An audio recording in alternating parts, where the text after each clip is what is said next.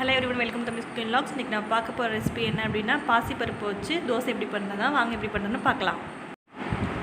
இன்றைக்கி பாசிப்பருப்பு தோசை பண்ணுறதுக்கு நான் 200 கிராம் பாசிப்பருப்பு எடுத்திருக்கேன்.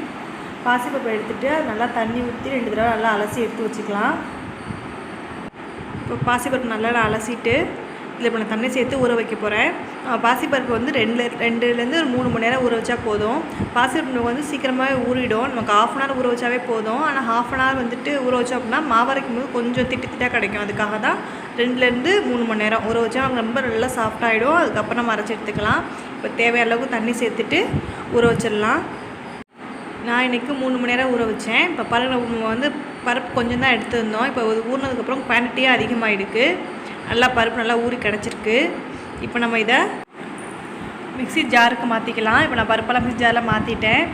அது கூட 1 கப் அளவுக்கு அரிசி மாவு சேர்த்துக்கலாம். அரிசி மாவு வந்து உங்கள்கிட்ட தோசை மாவே இருந்தது அப்படின்னா நீங்கள் பருப்பை அரைச்சிட்டு டேரெக்டாக அதில் சேர்த்துக்கலாம். அப்படி தோசை மாவு இல்லை அப்படின்னா அரிசி மாவு வந்து இப்படி சேர்த்து நம்ம பருப்போடு சேர்த்து அரைச்சி எடுத்துக்கலாம். அது கூட ஒரு சின்ன துண்டளவுக்கு இஞ்சி, ஒரு பச்சை மிளகா சேர்த்துருக்கேன் காரத்துக்காக, அதை பார்த்து சேர்த்துக்குங்க. அது கூட தேவையான அளவுக்கு உப்பு சேர்த்துட்டு நம்ம நல்லா அரைச்சி எடுத்துக்கலாம். அரைக்கிறதுக்கு தண்ணி சேர்க்கும் போது ரொம்ப அதிகமாக சேர்த்துடாமல் கொஞ்சமாக சேர்த்துக்கணும். நம்ம தோசை மாவு கன்சிஸ்டன்சிக்கு வேணும், ரொம்ப தண்ணியாக இருக்கக்கூடாது. அதனால் இது மாதிரி அரைச்சி எடுத்து வச்சுக்கலாம். இப்போ நம்ம அரைச்சி வச்ச மாவை ஒரு பவுலுக்கு மாற்றி எடுத்து வச்சுக்கலாம். இப்போ நம்ம இதில் 1 டீஸ்பூன் அளவுக்கு மஞ்சள்தூள் சேர்த்துக்கலாம். மஞ்சள்தூள் தான் ஆப்ஷனல் தான், சேர்க்க வேணாம்னா சேர்க்காம கூட இருந்தெல்லாம். மஞ்சள்தூள் சேர்த்தோம் அப்படின்னா தோசை நம்மளாம் எல்லோ கலரில் கிடைக்கும். நமக்கு பார்க்க ரொம்பவே அழகாக இருக்கும். மஞ்சள்தூள் சேர்த்து நல்லா மிக்ஸ் பண்ணிக்கலாம்.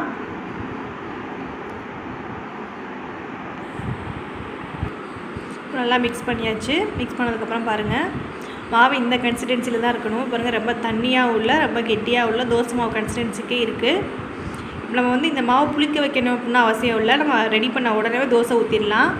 இப்போ நம்ம வந்து எப்படி தோசை ஊற்றுறோம் பார்க்கலாம். தோசை ஊற்ற ஸ்டார்ட் பண்ணிடலாம்.